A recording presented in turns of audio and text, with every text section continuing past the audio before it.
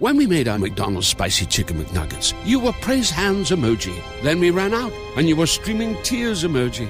Now they're back, so you can be grinning face with sweat emoji. Order ahead on the McDonald's app. And get Money Mouth Face emoji with 2 orders of crispy, irresistible 10-piece McNuggets, spicy or classic, for just $6. Limited time only. Prices and participation may vary. Cannot be combined with any other offer. Single item at regular price. Ba-da-ba-ba-ba. A science story, huh? These NYU scientists, they felt really right. I was so And I just thought, well, I figured it out. It was that golden moment. Because science was on my side.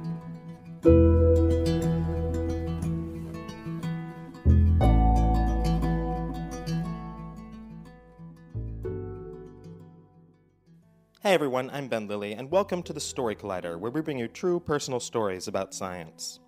This week's story is from Annalee Newitz. The story was recorded in October 2014 at the Rickshaw Stop in San Francisco, California, as part of the Bay Area Science Festival.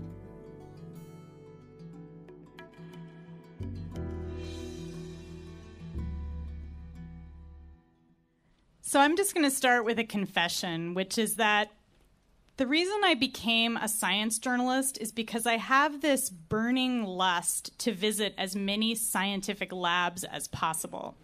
And especially labs that are completely unique and could not exist anywhere but where they are. So a few months ago, I was incredibly excited because I had an opportunity to visit this archaeological dig in central Turkey, which is called Çatalhöyük. And it's the site of a Neolithic city where people lived about 9,000 years ago. And I should say, I'm calling it a city, but the reason why this site is so fascinating for archaeologists and why I was interested in it is that it's kind of in this weird place in between being a village and a city. And it's this kind of lost moment in the history of cities, and it's very unique. It's a unique form of large-scale human settlement. So just to give you an idea, at the time people were living in Çatalhöyük, remember 9,000 years ago, they settled there for about 2,000 years. And at any given time, there were about 1,000 to 5,000 people living there. And the typical human settlement at that time was a village, which had about, say, 100 people or less in it. So it was really the mega city of its era.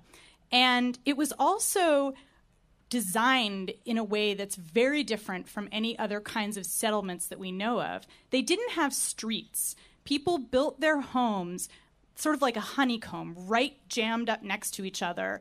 And at the dig site, which is enormous, they've excavated this huge amount. I mean, you have to imagine the area they've excavated is bigger than this space, which is really quite huge for an archaeological dig like this. And you can see how people got around in the city was that they walked over the roofs and in through doorways in the roof and sort of down these ladders to get into their homes. And there were no rooms in this city because each family unit had basically one room.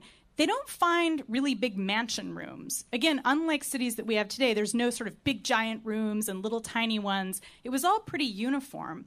But the thing that's most fascinating about Çatalhöyük is what they did with their dead. They buried their dead in their beds and in the beds that they slept in.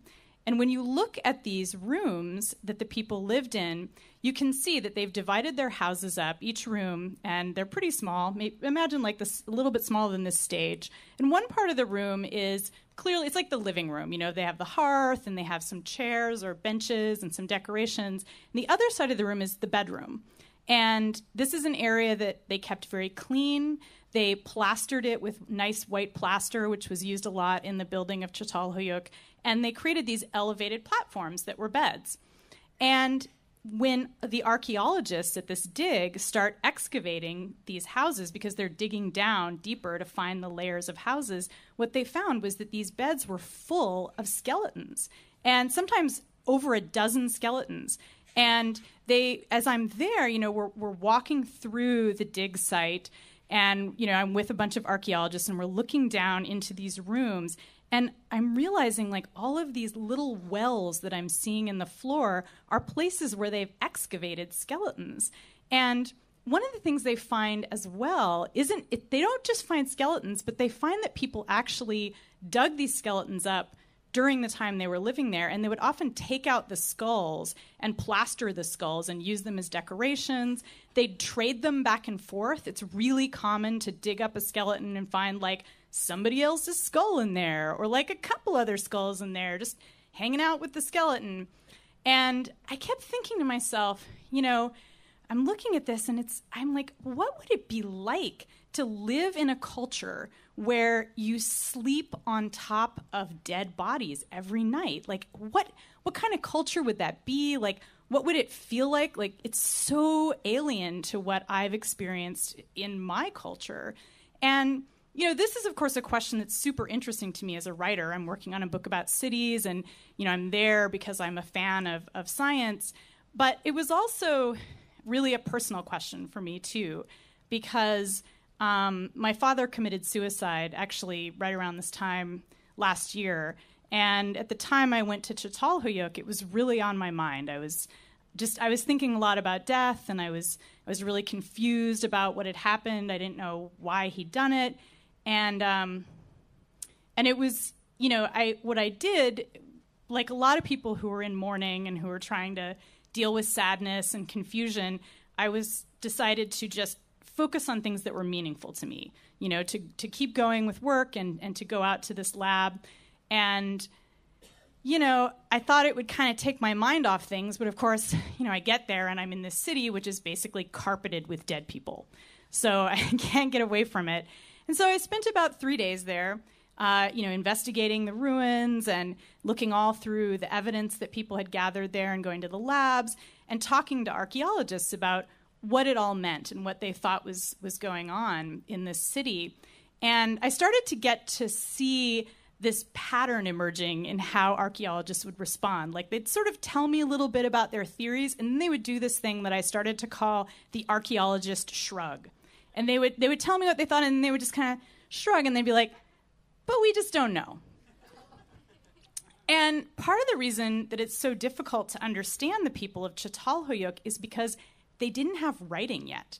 This was a civilization that existed before writing. So they left behind a lot of stuff. They actually had fired ceramics, which is an incredibly important technology. And if you ever talk to archaeologists about fired ceramics, they get really excited. It's like a whole big deal. And they also had art. They left behind a lot of clay figurines of kind of voluptuous naked women. And they had all this symbolism, and they had these bizarre funeral practices. But we just don't know, because we have no writing, like what they actually thought about it. Like, why were they burying people under their beds? And one group of archaeologists, they actually got into kind of a fight at one point. And one group of archaeologists really believed that these burial practices had to do with like ancestor worship, basically, and that it was a kind of very early form of religion or spirituality. And the other group, while not completely disavowing the possibility that it was religion, they felt like it was more like people learning what history was. They're living at this really early phase in human civilization. They don't have writing, but they want to hold on to their relationship with people who've gone before. And so maybe these skulls, the skull trading thing, maybe it was a way of kind of telling historical stories. And, the more these guys are arguing with each other, the more I'm getting really like kind of angry and frustrated. Like it's like there's these people that lived here for 2,000 years, and we don't even know why they buried people under their beds. Like, what the hell is going on here, people? You have grants, you're supposed to be figuring this out. And I realize, and I'm getting like really like anxious and kind of pissed off.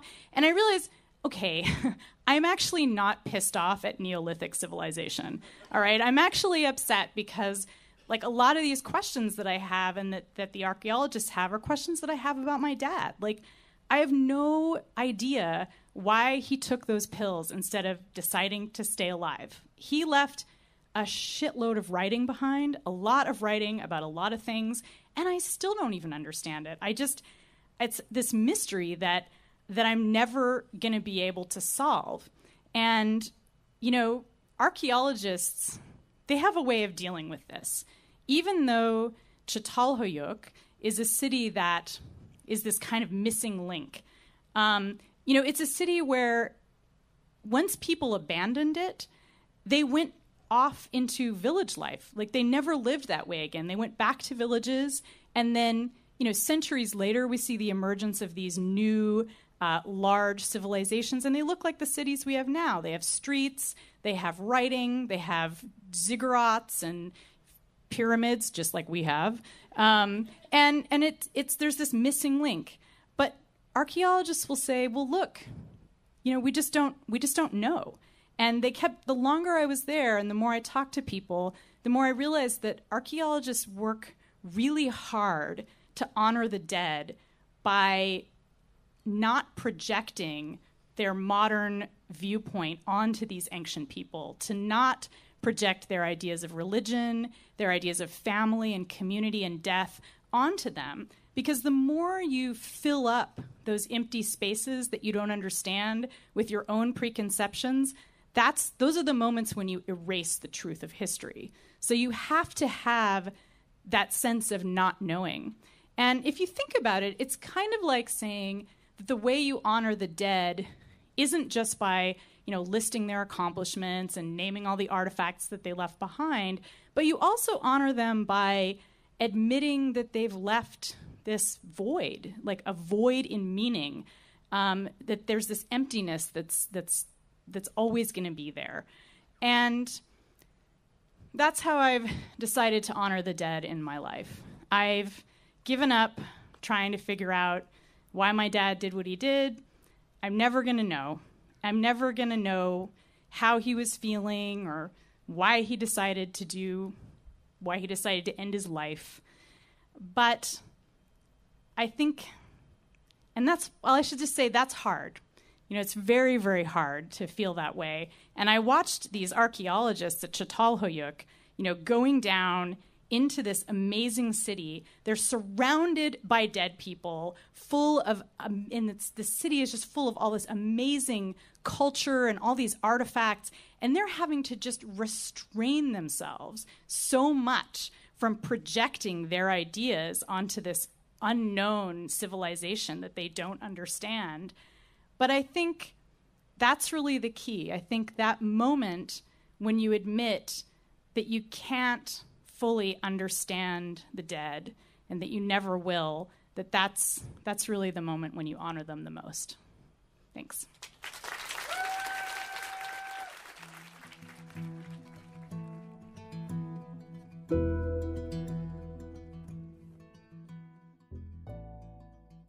That was Annalee Newitz. Annalee is the editor-in-chief of IO9 and the author most recently of Scatter, Adapt, Remember: How Humans Will Survive a Mass Extinction. For more science stories, take a look at storycollider.org, where we have archives of the podcast and upcoming events. Also, we depend on listeners like you for our support. If you love the podcast, please consider donating at storycollider.org/donate. The Story Collider is produced by me, Brian Weck, Darren Barker, and Ari Daniel. The podcast is produced by Rose Eveleth. Additional help from Brooke Williams, Lena Groger, and Justin D'Ambrosio. The theme music is by Ghost. Special thanks to the Rickshaw Stop for hosting the show, to the Bay Area Science Festival and Kishore Hari for incredible help, and to Ruins for still being there to teach us things. Thanks for listening.